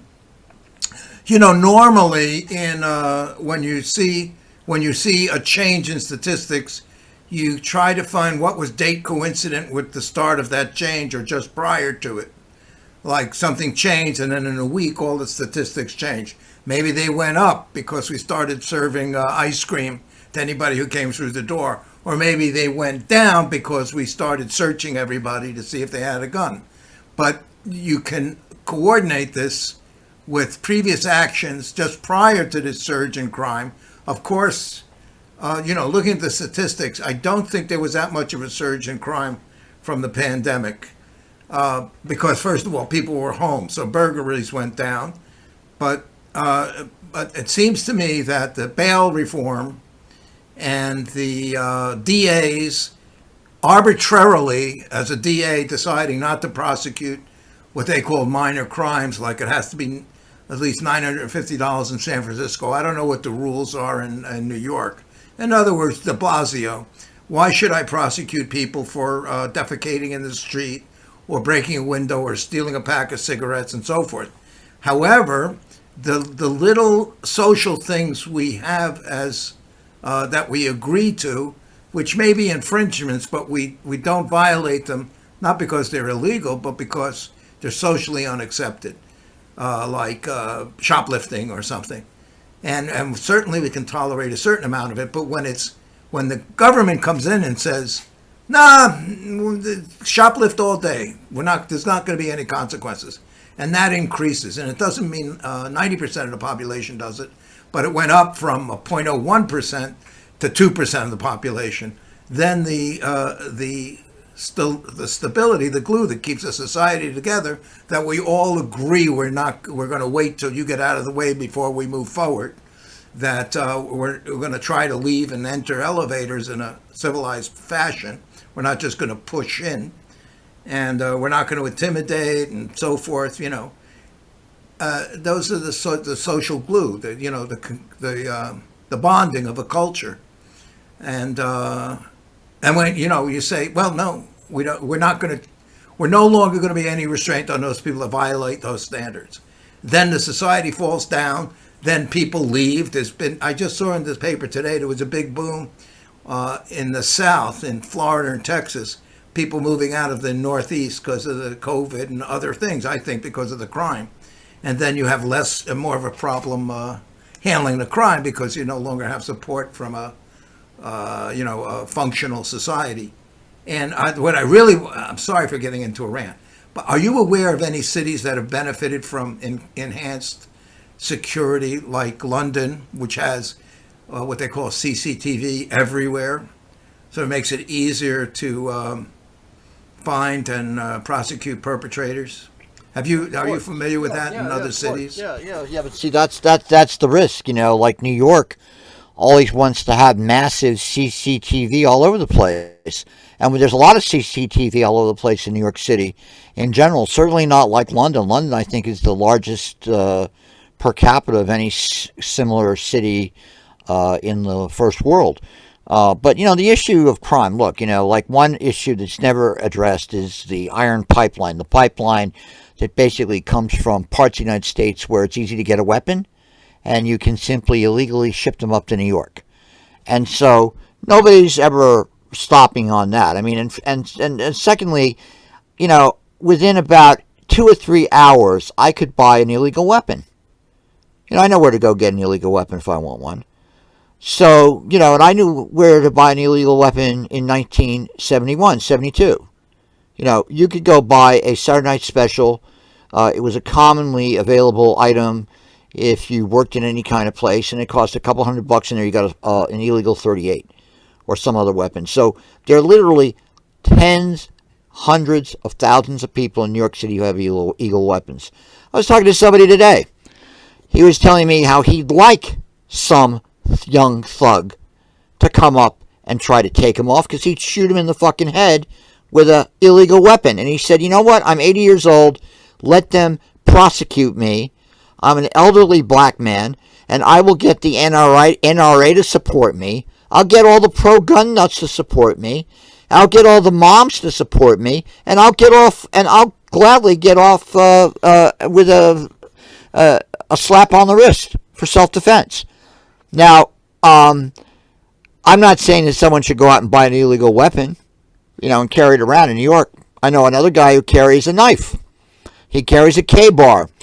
He is ready for somebody to mess with him. So part of New York is always, unfortunately, you have to go in there and adopt what I consider like a 360-degree street smart attitude when you're walking in the street. Because if you don't have that, the times I've ever been robbed, and that's been infrequent through my life at gunpoint, is usually when I don't have that 360-degree attitude on me. So the situation now is that since the pandemic began, burglary has increased in New York. Grand larceny has increased in New York. Murders are not as bad as they were 30 years ago, because I think there were almost 500 murders this year. There were 2,000 murders 20 to 30 years ago. So people have to put it in comparable perspective. And also, the issues of criminology. Where does crime come from? Who's killing who? What are the largest sources of, for example, police deaths? Like, look what happened up in Harlem when these 2 cops were killed on 135th Street just a few weeks ago. They were coming into a domestic violence situation. Now, the guy happened to be armed with a Glock with a drum magazine of 40 rounds on it so he could shoot semi-automatic. And he shot and killed those 2 cops, and a 3rd cop killed him. All right? So domestic violence is where a lot of police officers get killed, disproportionate amounts of police officers. With the issue of cocaine wars and fights over turf, they're making a big deal about the question of people in the subway systems. And basically homeless people in the subway systems. There are homeless people in the subway systems every day of the week. My experience with people who are homeless in the subway systems, they estimate about 1,000, 1,500 people are sleeping in the subways all the time. Nobody messes with them. Somebody sprawls out in the middle of a rush hour train. Everybody politely stands around and tolerates and doesn't mess with the person because you know what? Everyone's a couple of paychecks away from a similar catastrophe in their lives.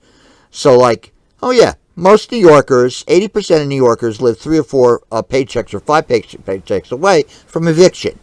So, you're watching some guy sprawled out who's homeless, and unless the guy is psychotic and crazy, he's just usually strung out and sleeping on a bench. Now, occasionally you get these guys who decide to go in and do things like the person who killed that Chinese-American woman in Chinatown. He went and followed her, got through the security system, went into her house and knifed her and killed her 40 times, stabbed her 40 times.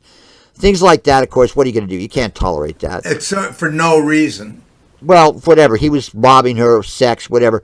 And you'll get and again, the question of how mentally ill people are handled in the city, one can remember when, the issue of gentrification on the Upper West Side of New York was a big issue.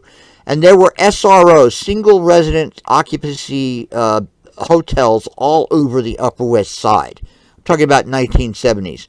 Due to gentrification, due to the fact that the state had adopted after the scandal at Geraldo Rivera was associated with, that had to do with people in I think Lynbrook or someplace like that, some mental asylum out in Staten Island or something like that.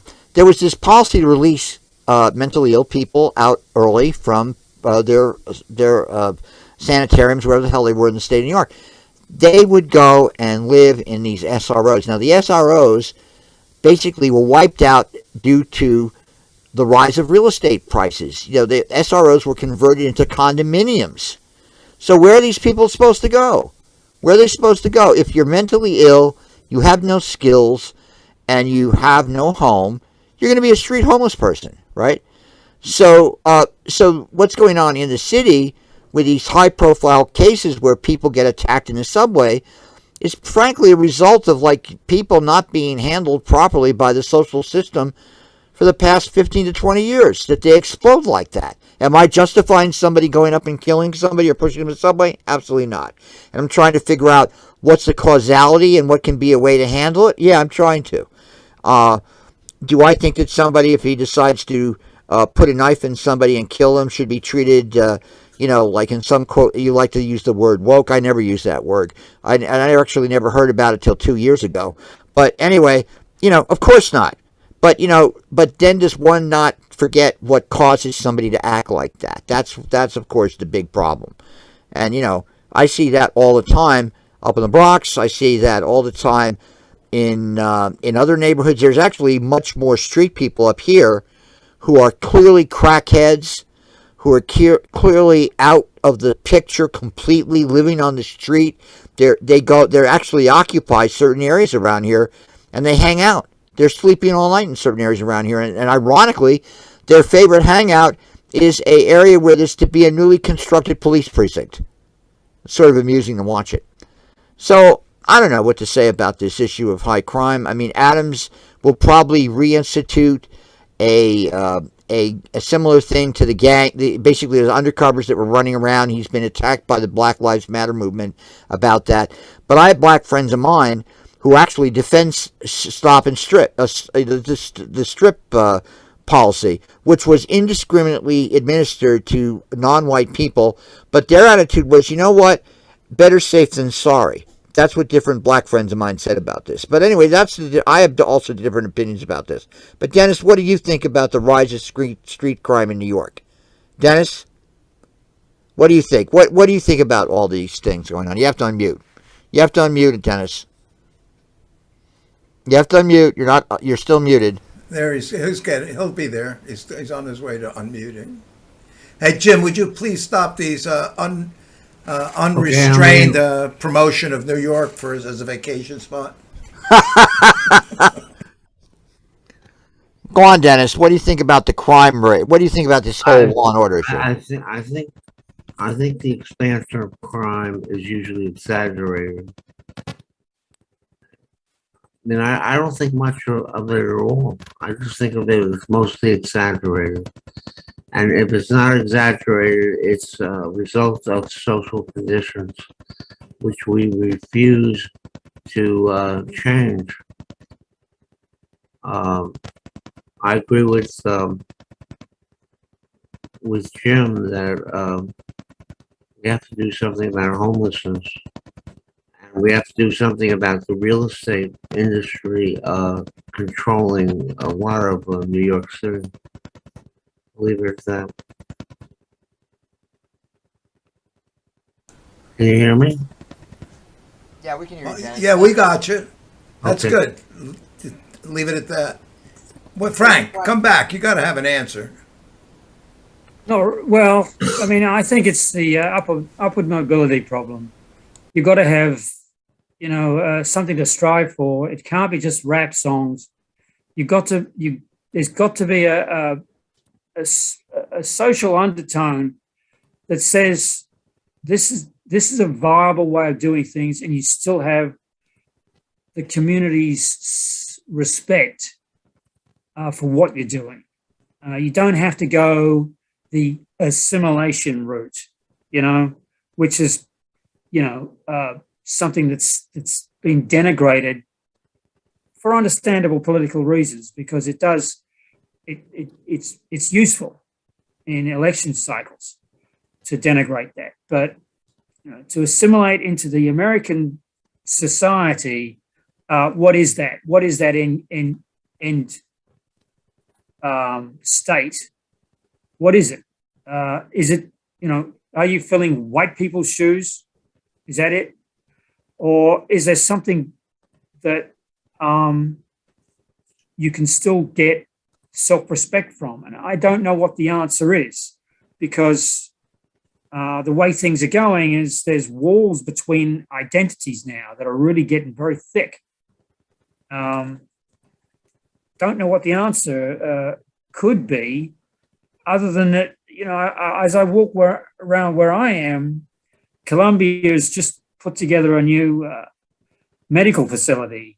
It's huge, but you can see into their classrooms.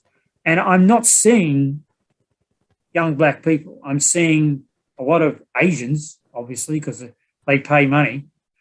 A lot of Asians. But I'm not seeing that avenue of upward mobility. I'm not seeing it being filled with young black people. And that's a problem because that's a demographic fact. And I'm not seeing Hispanics either. So why is that? Well, you've got to have a mentality at the grassroots that says that's the way to go. But if it's rejected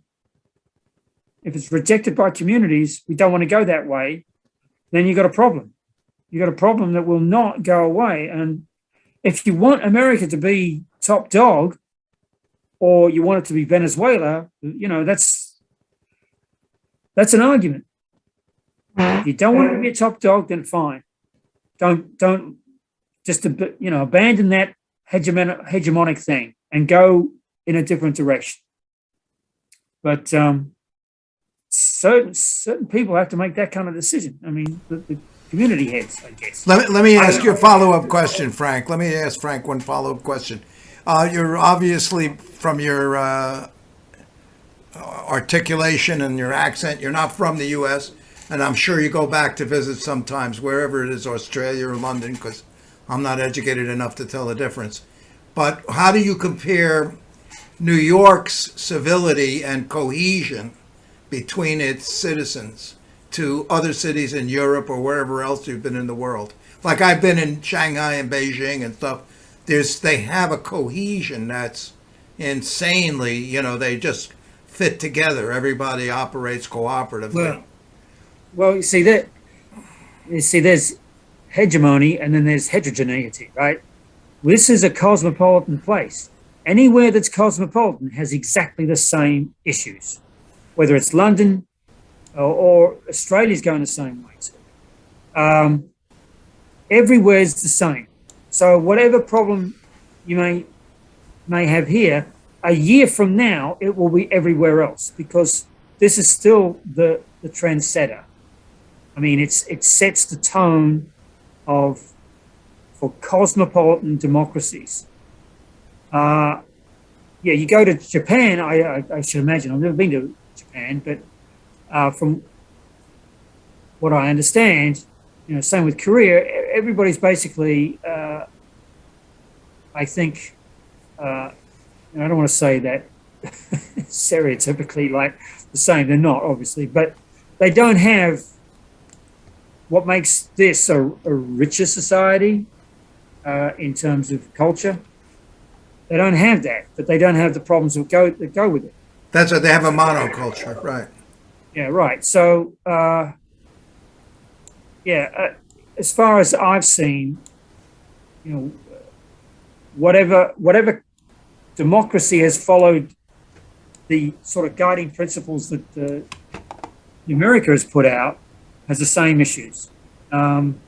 So, you solve it here, maybe you should look at the respect that, say, the Metropolitan Police Force of Britain has, compared to over here. But the New York Police Department has its own sort of image that's also enviable in ways because of, I think, partly because of Hollywood.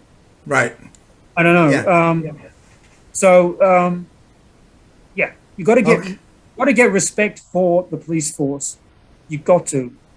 You can't defund it. You can't do that. That's dumb. But on the other hand, it does. You can't get the type of person that I know that tends to gravitate towards the police force. It's like that moment you get a gun in your hand and you can strut around it with a gun. It caters to a certain wrong kind of ego, but you can't really get it. It's the same thing with the army. You've got it's hard to get level-headed people into a position of unquestioned authority and use of force. Well, no, Because what I'm saying- it tends to bring in a certain percentage of people that are abusive bullies that like to deliver pain. Well, see, that's part of the problem. Is the redneck mentality? Yeah, You've got that's a good name for it. redneck. You know, when something has to be done, who's the first guy in the SWAT team to go through the door? Right, It's not the goody two shoes dude at the back. right. It's the nasty dude. Somebody has to do that. Somebody has to do that, and that's the unfortunate thing, you know, with Floyd. It's like the guy who was responsible for it was clearly the dominant male, you know, dominant alpha figure, right? And so you got these dominant male alphas being you can't necessarily avoid them. But, you know, what you want, ideally, is for them to be on the straight and narrow morally and as gutsy as they are. I mean, Hollywood obviously promoted Clint Eastwood types, same as in the Army.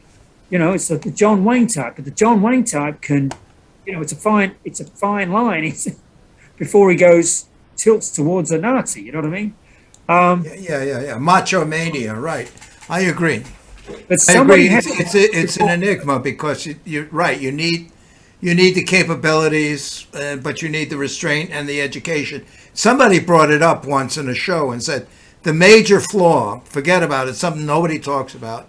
He was a Navy SEAL and on a talk show, and he says, when we're going to go in and bust in and rescue some hostages, we drill for like 2 weeks on a made up. We build some buildings or simple that are similar to where we think we're going to be intruding, and we practice and practice and practice and try to figure out all the alternatives to what might happen. So we practice, let's say it's a week, and we drill it and drill it and drill it. The officers in the police departments probably get 1 hour a month of training, and they just sit there and watch a video and eat donuts. So there's inadequate, and I've heard in London, I think it's London, it takes 2 years of training before you go out on the street. And I'm sure that's not what happens in our academies. So, but you see, look. Yeah. Look, I probably know more cops and have been friends with cops than a lot of the average person, certainly the average person in Pacifica. And I have no problem with rednecks. I enjoy rednecks, okay? I think rednecks are decent people. You just have to know how to deal with rednecks. Now, guys I know who've been cops, I know guys who've been cops who, at least in some of the cases, they were undercovers. They were narcotics officers. And they were decent guys. I mean, they were decent people who were hip, who had sometimes oddball attitudes about politics. But on the whole, they were pretty decent guys. I know one guy was killed in the Trade Center Tower, and he was a lieutenant, detective lieutenant. Now, he was actually working for progressive candidates in New York City, and he was killed. He went into he went into the Southern Tower, the Northern Tower, and he was killed in the collapse of 9/11. Police officers, I don't envy their job one damn bit because, as much as you see these situations where racial bias comes into play, the assumption that someone may have a weapon, but then, of course, the unfortunate reality is that the statistics are that a large percentage of people and men of color will have armed weapons and will be your possible threat. So it's not like they're coming in there operating completely in a vacuum, depending on what area they're in. Now, the issue of training is very interesting because the average cop, I think they have to qualify and shoot 50 or 60 rounds a year or something like that. Up at they have to qualify. Well, someone in Delta Force will practice on a Glock 5,000 to 6,000 rounds annually. So there's no comparison between that kind of person being a good shooter with a pistol and the average cop. There's no comparison with that kind of situation. Yeah. And anyway, the whole point of having a cop in action is for a cop to have enough street smarts and social savvy that the police officer can negotiate and handle disparate cultures at the same time and de-escalate a situation. And I've seen cops do that many times. I've seen cops, as I grew up in New York, do that. I've also seen cops who are corrupt. Okay? So I know somebody, when he came back from Vietnam, the first comment out of his mind was, he said, look, I want to join the police force so I can get on the graft. He said, and he was drunk the whole time. He re-enlisted and then disappeared back into the army, did another tour in Vietnam, came back again and said, I want to be a cop. And then he got persuaded to basically take his skills and use it down south as an explosives ordnance disposal export for police officers in the South. In Georgia, I think he wound up in the Georgia State Police. But, here was somebody who had grown up in New York, Irish-American kid. He was 6'5", and he basically said, I want to get on the graft. Okay, that was the New York City Police Department of the 1960s. And I used to watch guys, the bag man, come around the local neighborhood in the 6th precinct in the village and collect the money. Now, and I could go further and further and further into that. And then you deal with crime, organized crime. Look at the issue of organized crime. Jews at one point in 1920 were about 50%, estimates where they composed 50% of the street gangs of New York City. Italians maybe 30%, and the Irish were 20%. Now remember, that's a big reversal of what used to happen in the mid part of the 19th century. It was mainly Irish who were in the street crimes. What was different about Jews immigrating into the United States and why their involvement with organized crime, of course, we got the Meyer Lanskys, we got Murder Incorporated, we got all these other examples, but relatively speaking, the amount of Jews who were coming in who were unskilled laborers was much less than Italians. Italian Americans, about 25% of them were skilled laborers, as opposed to Jews coming in, 64% were skilled laborers. So the issue of them involved in organized crime tended to be a 1 or 2 generation phenomena, as opposed to Italian Americans, which lasts to this day, although that's diminished too. So again, the question of social mobility that Frank raised earlier, the question of class inequities, and the fact that if you want to be a criminal, an organized criminal, example, somebody came out of Vietnam as a helicopter door gunner. I didn't see him for about 5 or 6 years until the mid-'70s. I said, what are you doing, man? He says, I'm working as the security force for a cocaine factory. I said, how much are you making a week? I'm making $900 off the books a week. $900 off the books a week in 1976, 77 was a lot of money.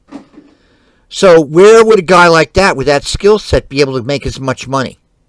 Probably not likely in other jobs. So, right there's the attraction of organized crime. In fact, of course, there's a mythology about that because not everybody gets up there to make that kind of money. Most of these guys are just hustling and, whatever. But, there's that aspect of organized crime, the fact that you can actually make more money and be the cool guy in the area. Look at all these guys who talk about how they admire the crack dealers or the coke dealers or the heroin dealers in their neighborhoods when they grow up, and these guys then, of course, diversify and engage in straight businesses. So, and again, I know people I know one guy, his father was a gangster, a black gangster in Brooklyn. The guy became a respectable owner of a string of straight businesses in the 1970s and 80s. He transitioned from gangster, he stayed a gangster, but he became a, quote, accepted gangster. So, the issue of crime and all these things, it just raises so many interesting questions, and I'm so glad you brought it up, Kenny. You got to unmute, guys. Guys, I got to go. All right. Take it easy. Yeah. All right. Well, anyway, why don't we? We can go too. There, Ken. You can't hear you, Kenny. Can't hear you at all. Yeah. All we got to do now is jump out and pull the cord. Well, you've been listening to the February 22nd edition of Going Raw News. My name is Jim Dingeman. I want to thank Dennis Goldstein. I want to thank Ken Aaron in California. I want to thank Frank Radford. And stay tuned and good night.